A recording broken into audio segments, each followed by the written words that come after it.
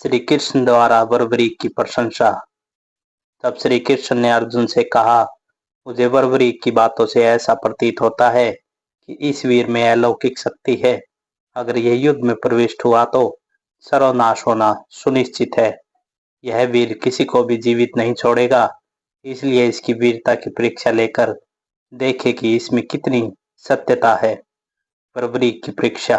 श्री कृष्ण और अर्जुन भीड़ को चीरते हुए महाबली बर्बरीक के पास पहुंचे। बर्बरीक ने उठकर उन दोनों का स्वागत किया। कूटनीतिज्ञ श्री कृष्ण ने परिचय बढ़ाकर इस बात तक पहुंच गए कि उसकी परीक्षा वह ले सकते हैं। उन्होंने कहा, हे बर्बरीक, क्या तुम इन 3 बाणों से ही सारी सेना का संहार कर सकते हो? यह बात कुछ समझ में नहीं आती। इस पर बर्बरीक ने अति गर्व के साथ अपना मस्तक ऊपर उठाकर और धनुष पर एक बाण चढ़ाकर कहा, देखिए, मैं इस प्रकार संपूर्ण शत्रु सेना का संहार कर सकता हूँ। आप इस पीपल के वृक्ष को देखो। मेरा यह बाण इस वृक्ष के सारे पत्तों को चीरने लगा आएगा और जब मैं दूसरा बाण छोड़ूंगा तो वह इन्हें विद देगा। आप चाहे तो धरती पर बिखरे हुए इन सूखे पत्तों को भी बीज सकता हूँ। श्री कृष्ण तो यही चमत्कार देखने के लिए उत्सुक थे। उन्होंने पीपल के 2 पत्ते तोड़कर एक को हाथ और मुट्ठी में बंद कर दिया और दूसरे को अपने दाएं पैर के नीचे दबा लिया। बर्बरीक ने अपने पहले बाण को अभिमंत्रित करके छोड़ा। सभी ने देखा, पेड़ और धरती का प्रत्येक पत्ता चिन्हित हो गया था। यहाँ तक कि श्री कृष्ण ने हाथ की मुट्ठी और पांव के नीचे का पत्ता भी चिन्हित हो चुका था। यह देखकर श्री कृष्ण और अर्जुन अत्यधिक विस्मृत हुए। इतने में ही उस वीर ने दूसरा बाण छोड़ दिया, जिससे प्रत्येक पत्ता विद गया। यह दृश्य देखकर अर्जुन का घमंड चूर चूर हो गया और श्री कृष्ण भी सोच में पड़ गए। इस दृश्य को देखकर श्री कृष्ण बोले, पार्थ, इसका अर्थ तो यही हुआ कि विजय को प्राप्त करने के लिए पहले पराजय की सीमा तक जाना होगा। पराजय की सीमा तक पहुंचने का अर्थ है कि 5 पांडव में से 2-3 की मृत्यु और सेना का विनाश। यदि यह नहीं विजय की ओर चले और कौरवों का नाश करें तो यह वीर अपने 2 ही बाणों से विजय के उल्लास को पराजय में परिवर्तित कर देगा। इस प्रकार विचार विमर्श करते हुए श्री कृष्ण और अर्जुन वहां से अपने शिविर में लौट आए। उस रात उन्हें निद्रा नहीं आई। संपूर्ण रात्रि श्री कृष्ण यही सोचते रहे कि इस वीर को युद्ध में कैसे वंचित किया जाए। अर्जुन भी उदास हृदय से चुपचाप जाकर सो गए। श्री कृष्ण और अर्जुन के अलावा अन्य पांडवों को इस घटना की जानकारी नहीं थी, क्योंकि दूसरे दिन ही युद्ध प्रारंभ होने वाला था। सभी योद्धा अपनी अपनी व्यवस्था संभालने में लगे हुए थे। यह भी मालूम न हो सका कि घटोत्कच का पुत्र बर्बरीक भी युद्ध में सम्मिलित होने आया है और उसकी यह प्रतिज्ञा है कि वह हारने वाले के पक्ष से युद्ध करेगा। केवल मात्र श्री कृष्ण और अर्जुन को इसी बात का जानकारी थी। राष्ट्रहित का विचार करने वाले और हर वार्ता में सामाजिक दृष्टिकोण रखने वाले श्री कृष्ण ने रात्रि में विचार किया कि कितना ही सौजन क्यों न हो, इसको युद्ध से अलग किए बिना राष्ट्र का बहुत अहित होगा। इसका बलिदान हुए बिना यह वीर युद्ध से अलग भी नहीं हो सकता।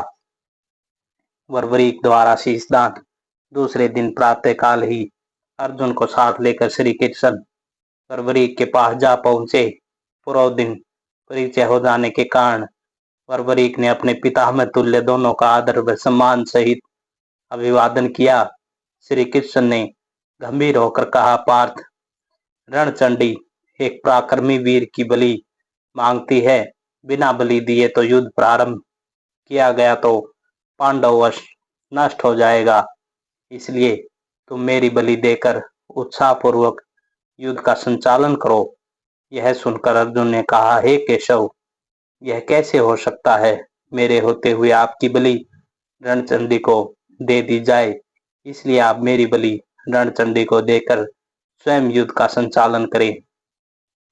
इन दोनों की बातें सुनकर वरवरीक मध्य में ही बोल उठे, हे महाभाव, महापराक्रमी वीर, इस सेन दल में कौन कौन है जिनकी बलि रणचंडी को दी जाए।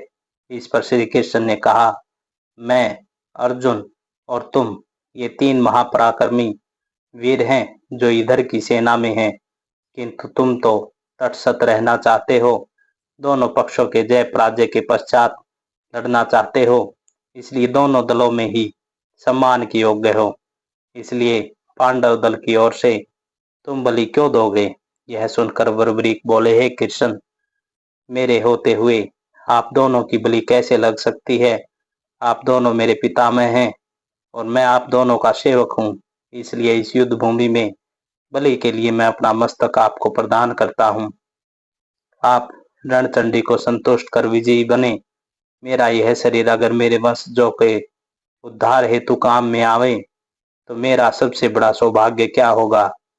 उनकी इस बात को सुनकर श्री कृष्ण बोले, हे वीर वरवरीक, तुम्हारी बातें तो सर्वथा उचित हैं, किंतु स्वेच्छा से मृत्यु का वर्ण करना अत्यंत कठिन है, अतः आपको इतनी बड़ी बात नहीं कहनी चाहिए। यह कार्य आपके सामर्थ्य के बाहर प्रतीत होता है। अगर देना चाहते हो तो स्वेच्छा से रणचंडी के लिए अपने मस्तक का दान दे दें। यह सुनकर वरवरीक अत्यधिक उत्तेजित होकर बोले, मैं वीर पांडव कुल में उत्पन्न हुआ हूँ, मैं वही बात कहने का अभ्यस्त हूँ जिसे कर सकता हूँ। वीर पुरुषों के लिए मरना और जीना दोनों एक समान है। साथ ही जिस कार्य को करने में से मेरे वंश की कीर्ति बढ़े, इससे बड़ी सौभाग्य की बात मेरे लिए क्या होगी।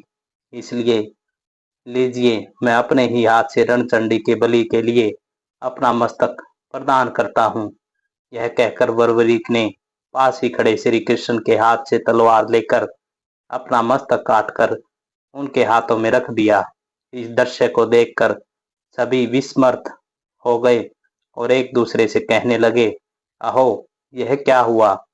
घटोत्कच के वीर पुत्र वरवरीक ने अपना मस्तक उतार कर श्री कृष्ण को बलि हेतु दे दिया।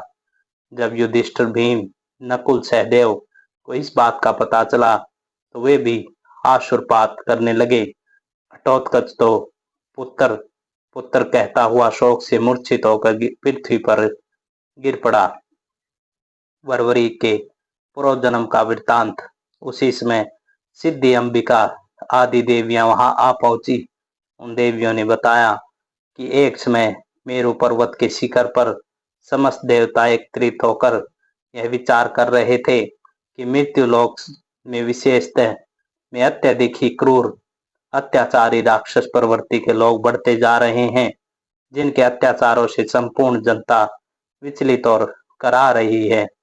कंस, जरासंध, बकासुर, मुर, हिडिंब आदि अनेकों अत्याचारी अपनी इच्छा के अनुसार पाप कर्म कर रहे हैं। ये राक्षस धर्म और संस्कृति का मूलोच्छेदन करने में लगे हुए हैं। इसलिए इन दुष्ट प्रवृत्ति वाले राक्षसों का संहार कर पृथ्वी पर इनसे पीड़ित मानवों को रक्षा करनी चाहिए।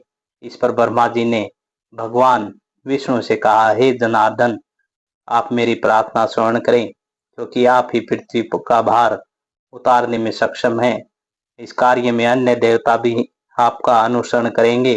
ब्रह्मा जी के वचनों को सुनकर भगवान विष्णु ने तथास्तु अर्थात ऐसा ही होगा कहकर उनकी प्रार्थना स्वीकार कर ली।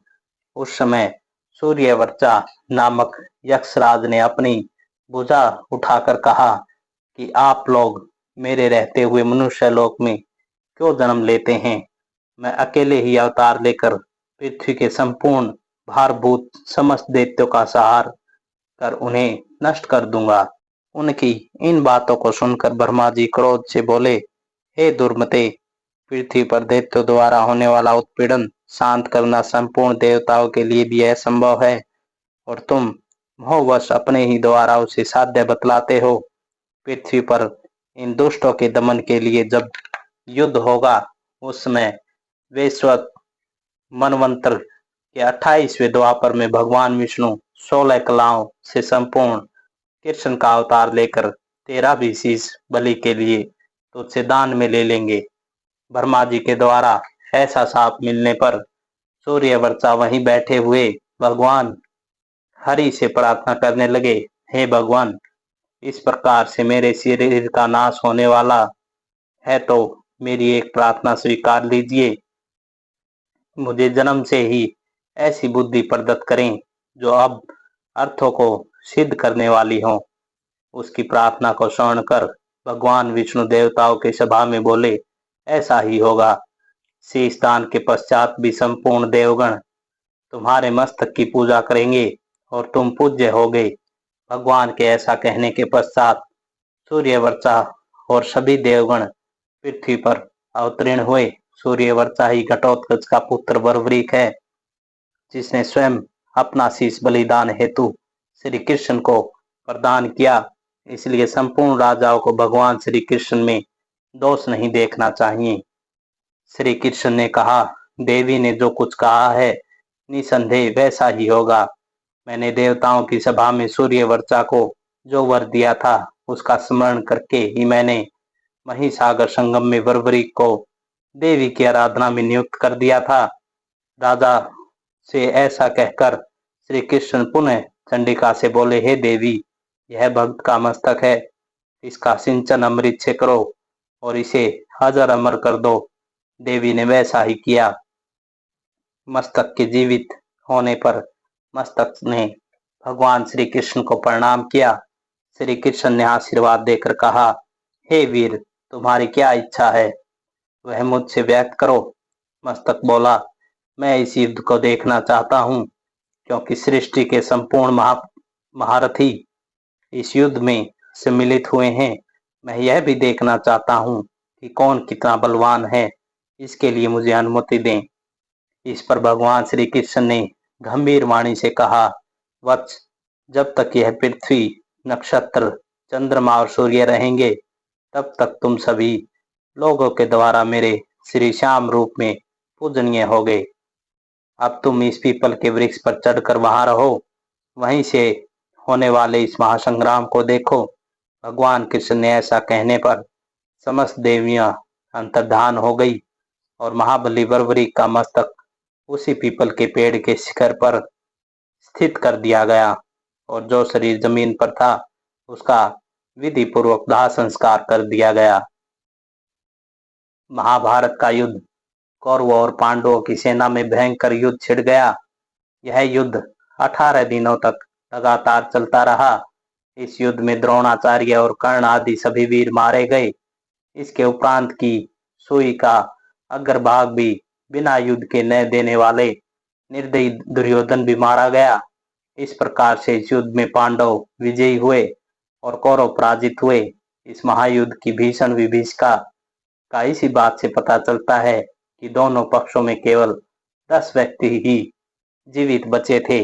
पांडव पक्ष में 5 भाई श्री कृष्ण और सात्यकी, कौरव पक्ष में कृपाचार्य, अश्वत्थामा और कृतवर्मा।